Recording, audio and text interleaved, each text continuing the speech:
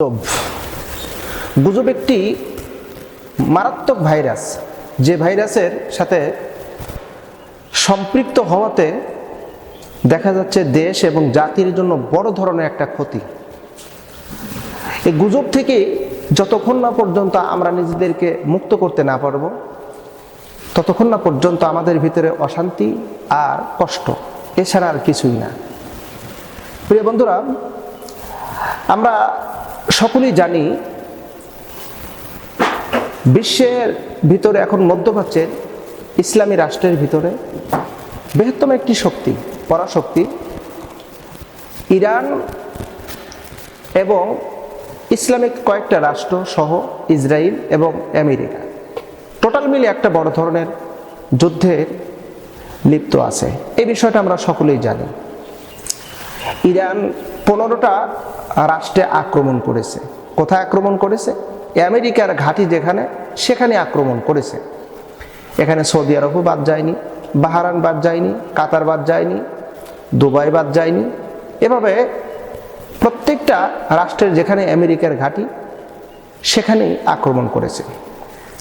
বিষয়টা ওইটা না, বিষয় হলো আমার দেশের তেল পাম্প বন্ধ এবং তেল মজুত করা, তেলের দাম বৃদ্ধি হওয়া, এ বিষয় নিয়ে আপনাদের সামনে কিছু কথা আলোকপাত করব। যুদ্ধ লেগেছে ইরানে, আর তেল পাম্প বন্ধ হচ্ছে আমার দেশে। বন্ধ হওয়াটাই স্বাভাবিক। আশ্চর্যকর বিষয়,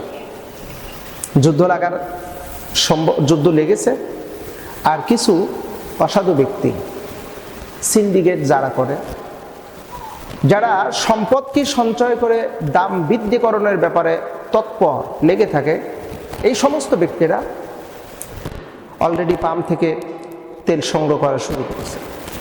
ডিজেল, পেট্রোল, অকটেন, এরকমভাবে সবাই যার যার মতন সংগ্রহ করা শেষ। যে কোনো দিন 50-100 টাকার তেল কিনে না, মোটরসাইকেলে তেল সর্বোচ্চ 100-150 টাকার তেল তোলে।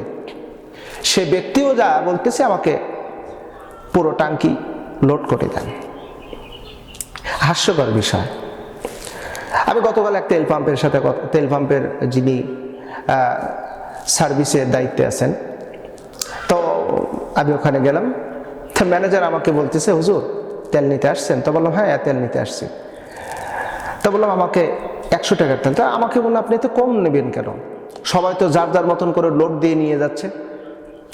তো বললাম যে যারা লোড দিয়ে নিয়ে যাচ্ছে ওরা নিয়ে যাক, আমার যতটুকু প্রয়োজন আমি ততটুকু নিচ্ছি। যাই হোক, এ গল্প বললে শেষ নয়। এই আশঙ্কায় তেলের দাম বৃদ্ধি হতে পারে, তেল সংকট হতে পারে, একটা গুজব গোটা বাংলাদেশের ছড়িয়ে পড়েছে।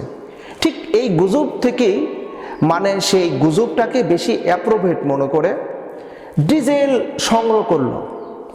সংগ্রহ করে কোথায় রাখবে?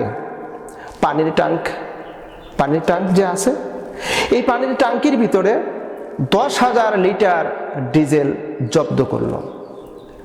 আচ্ছা, 10,000 লিটার জব্দ করা মানে কি? আচ্ছা, 10 টাকা করে যদি বাড়ে, আজকের কথা 20 টাকা করে যদি বাড়ায় দেওয়া যায়, তেল সংকট, তখন বলবে আমার কাছে তেল আছে, আমি তেল দিতে পারি। লিটার প্রতি 20 টাকা বাড়ায় দিতে হবে, 30 টাকা বাড়ায় দিতে হবে। যার প্রয়োজন তাকে তো নিতে হবে, তখন তো টাকাটাও তো দেখবে না। এই যে গুজব, এই গুজবের আমরা আজ অতিষ্ঠ। গুজব বড় মারাত্মক একটা ক্যান্সার ব্যাধি।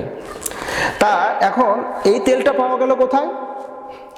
হাস্যকর বিষয়, বাঁশঝাড়ের ভিতরে 10,000 লিটার এই ডিজেল পাওয়া গেল। এবার ভ্রাম্যমাণ আদালতে উপস্থিত, আদালতে উপস্থিত মানে তো বুঝতেই পারতেছেন কঠিন অবস্থা। বাংলাদেশে তেলের সংকট নেই, যে তেল মজুদ আছে, বাংলাদেশের মানুষ বাহির থেকে যদি তেল নাও আসে অনেক দিন চলতে পারবে।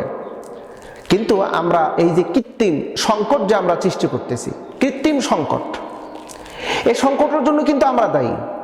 আমরা সাধারণ মানুষ দায়ী, ভুক্তভোগী দায়ী, সিন্ডিকেটাররা দায়ী, বড় বড় ব্যবসায়িকরা দায়ী।